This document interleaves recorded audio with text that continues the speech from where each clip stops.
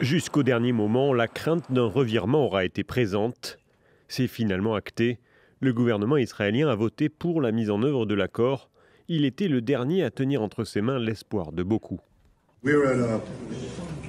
Nous traversons un moment crucial.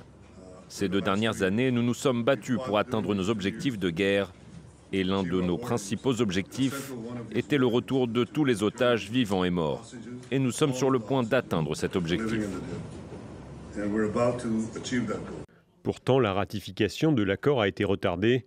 Le ministre de la Sécurité nationale, appartenant à l'extrême droite israélienne, a voté contre et déposé un veto lors du cabinet de sécurité à la libération de prisonniers palestiniens. Itamar Ben-Gvir ayant menacé de faire chuter le gouvernement si le Hamas n'était pas effectivement démantelé. La libération de milliers de terroristes, dont 250 meurtriers qui devraient être relâchés des prisons. C'est un prix insupportablement lourd à payer.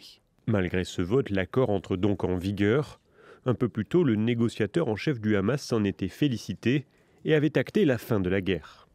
Nous annonçons aujourd'hui avoir conclu un accord mettant fin à la guerre et à l'agression contre notre peuple et instaurant un cessez-le-feu permanent. Nous avons reçu des garanties de la part des frères médiateurs et de l'administration américaine qui confirment tous que la guerre est définitivement terminée.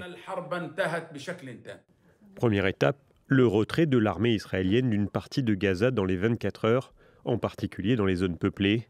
Tsahal devrait pour l'heure garder le contrôle de près de 53% du territoire de Gaza.